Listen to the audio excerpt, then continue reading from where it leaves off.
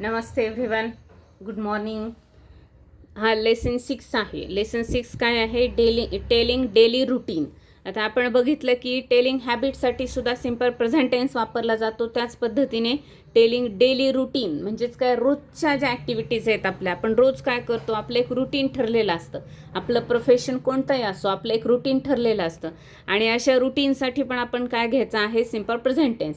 जसं की मी सकाळी रोज इतक्या वाजता उठते, मग मी हे करते, त्यानंतर मी हे करते वगैरे, अशा पद्धतीने आपण काय करतो, हे सांगत असतो. मग हे डेली रुटीन सांगण्यासाठी पण आपल्याला कोणता टेन्स यूज करायचा आहे? तर सिम्पल प्रेझेंट टेन्स. आता हे स्ट्रक्चर आपल्याला माहीत झालेलं आहे.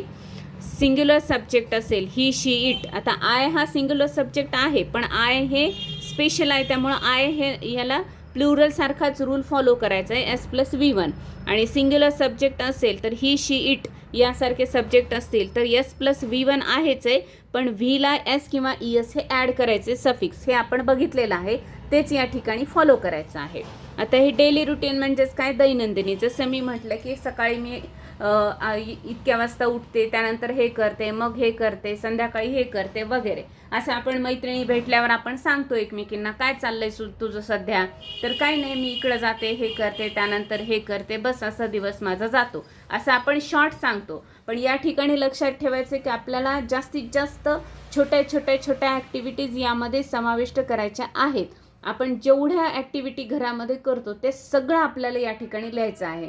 जितके आपण छोटे त्यातले म्हणजे मायक्रो ऑब्झर्वेशन करून आपण छोट्या ॲक्टिव्हिटीज लिहू, तितके व्हर्ब्स आपले काय होणार आहेत? यूज होणार आहेत. आणि तेवढे व्हर्ब्स यूज झाले की आपल्याला जास्तीत जास्त त्याचा युसेज करून ते वारंवार उपयोगात आणायला, बोलायला सोपं जाणार आहे आपल्याला. आणि विसरायचं नाही. आपल्याला रोज काय करायचं आहे? 15 minutes listening, 15 minutes reading, loud reading हे करणं आवश्यक आहे. आता हे डेली रुटीन आहे, हे काय आहे? अकॉर्डिंग टू प्रोफेशन आहे. प्रोफेशननुसार. प्रोफेशन म्हणजे कोणी टीचर आहे, कोणी डॉक्टर आहे, कोणी स्टुडंट आहे, कोणी लॉयर आहे, कोणी कंपनीमध्ये आहे, जे आहे, कोणी पुजारी आहेत. प्रत्येकाचं प्रोफेशन जे आहे ते वेगळं आहे आणि त्या प्रोफेशननुसार आपल्याला आपली ही जी डेली रुटीन आहे, दैनंदिनी आहे, तर ही बदलत असते. मग आता हे मी टीचर आहे म्हणून मी काय केलं आहे? मी माझं लिहिलं आहे. मग आता मी फक्त सध्या काय केले आहेत? सेंटेन्सेस लिहिले आहेत. सेंटेन्स. आता ते कसे लिहायचे आहेत ते सांगू. S+V1 हे स्ट्रक्चर विसरायचं नाही, तेच फॉलो करायचं आहे सगळीकडे. जसं आता पहिल्यांदा मी सकाळी उठते, तर I wake up early in the morning at 5:30 किंवा मी काय म्हणते 5:30 AM, पण आपण 5:30 असं म्हणायला शिकलो आहोत. म्हणून आपण म्हणतो ना, सकाळी मी 5:30 उठते म्हणण्याऐवजी मराठीत काय म्हणतो? 5:30. तसं 5:30 मी उठते. आय गो फॉर वॉक, मी फिरायला जाते. I get fresh, me fresh होते. आय क्लीन माय होम, मी माझे घर स्वच्छ करते. आय प्रे गॉड, मी प्रार्थना करते. I draw rangoli in front of my door. या पद्धतीने मी लिहिणार आहे. पण आता हे झाले नुसते सेंटेन्स. आपल्याला यासाठी काय करावं लागेल की याला जोडायचं आहे ना, हे दोन एकत्र करायचे आहेत सेंटेन्स. मग एकत्र करण्यासाठी आपल्याला काय करावं लागेल?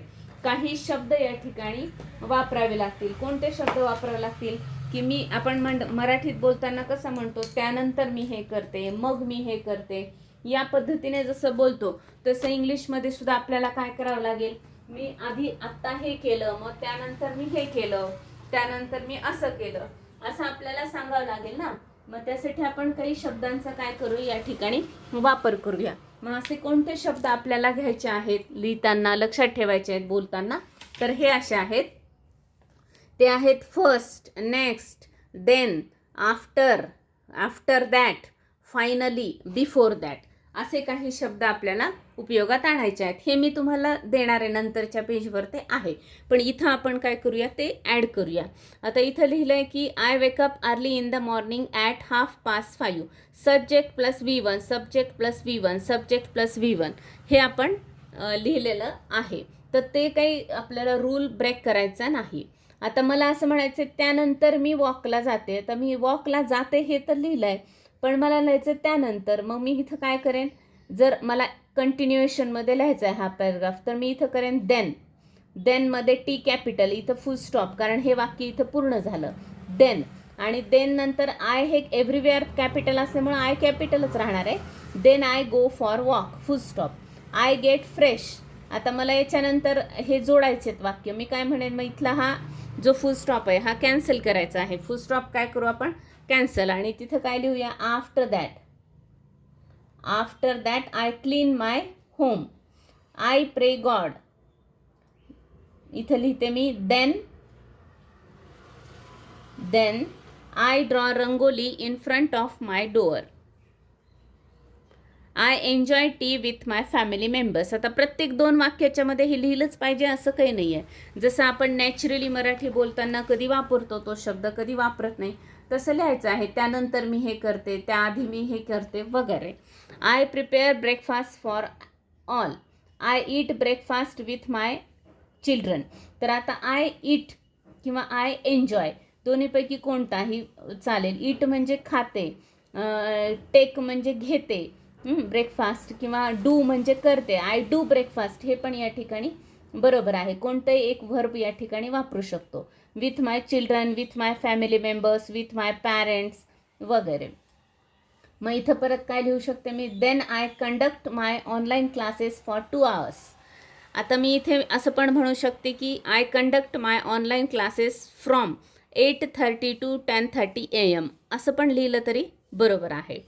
Next, I prepare lunch for all. मग मी सगळ्यांसाठी काय करते, जेवण बनवते. आता हे माझं रुटीन आहे म्हणून मी माझ्या पद्धतीने लिहिलं आहे. याच्यामध्ये बरेचसे चेंजेस होऊ शकतात. I prepare lunch, I make lunch, I cook lunch, I cook food, हे पण बरोबर आहे. काय म्हणता येईल आपल्याला, जर समजा आणखी काही वेगळी भाषा वापरायची असेल तर I cook food for all, I do lunch, I enjoy lunch, किंवा आय एट लंच. मग आता यानंतर मी लिहीन की after that I take rest. आयच्या आधी मला काय घ्यायचं या ठिकाणी, आफ्टर दॅट. त्यानंतर मी काय करते, I take rest for half an hour. मी हाफ ॲन आवर काय करते, रेस्ट करते. Then I do homework for my classes. मलाही होमवर्क करावं लागतं ना, टीचर असलं तरी होमवर्क करावंच लागतं, म्हणजे आपल्याला क्लास चांगला घेता येतो. Then I do homework for my classes. I conduct grammar classes from 3 to 5 PM. त्यानंतर मी काय करते, I conduct yoga class from 5 to 6 PM. मी माझं रुटीन लिहिलेलं आहे. त्यानंतर पहा 5 to 6 PM. आफ्टर दॅट, किंवा काय म्हणता येईल त्याला, त्यानंतर काय करते मी, मग मी इथं लिहिणार me after that I pray God, I chant Gita अध्याय अँड विष्णू सहस्रनाम. मग तुम्ही तिथे काही ॲड करू शकता, रामरक्षा काय तुम्ही जे म्हणता ते. Then I cook food for dinner, I enjoy dinner with my family. मी सगळ्यांसोबत जेवण करते. I conduct spoken class from 8:30 PM to 9:30 PM. I sleep at 10 PM. आता आपण आपलं टायमिंग त्या ठिकाणी लिहू शकतो. इथं लिहायचं राहिलं होतं माझ्याकडून. I read book before sleep. झोपण्याआधी मी पुस्तक वाचते, कारण मी हॅबिट पण मध्ये पण लिहिलं आहे की मला झोपायच्या आधी पुस्तक वाचण्याची सवय आहे. तर या पद्धतीने आपण काय करायचं, आपलं रुटीन लिहायचं आहे. आणि ते रुटीन लिहिताना आपण हा रूल ब्रेक करायचा नाही. S+V1 सब्जेक्ट या ठिकाणी मी माझं लिहिल्यामुळं माझा आलेला आहे. आता आपल्याला शब्द इथे कोणते वापरावे लागतात, जर 2 वाक्य जोडण्यासाठी. पहिले आपल्याला काय करायचं आहे, एक गोष्ट लक्षात ठेवायची की रूल तर ब्रेक करायचा नाही S+V1. दुसरी गोष्ट, एका ओळीमध्ये एकच व्हर्ब यूज करायचं, एकच activity. I sleep, I read, I conduct, 2 एकत्र करायचं नाही. म्हणजे मी जेवण करून झोपते असं नाही लिहायचं. मी जेवण करते, मी झोपते, 2 सेपरेट सेंटेन्स लिहायचे आहेत. तरच आपल्याला, म्हणजे हे सुरुवातीची स्टेप आहे ना, त्यामुळे तरच आपल्याला लक्षात येतं की 2 वाक्य कसे जोडायचे आहेत. आणि मग त्यासाठी आपल्याला first, next, then, after that, finally, before that असे काही शब्द यूज करायचे. जसं आता मी finally I read book before sleep, किंवा finally I sleep at 10 PM असं पण मी म्हणू शकते.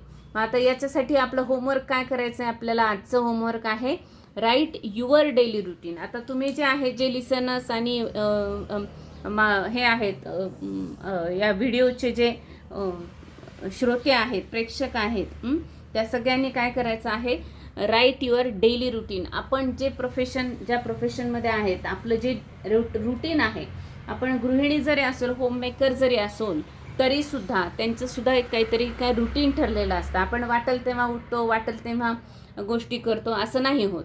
आपलं जे रुटीन ठरलेलं आहे ते रुटीन आपल्याला या ठिकाणी लिहायचं आहे. तर हे होमवर्क आजचं आहे. भेटूया आपण नेक्स्ट व्हिडिओमध्ये. लिसनिंग आणि लाऊड रीडिंग करायला विसरायचं नाही आहे. थँक्यू.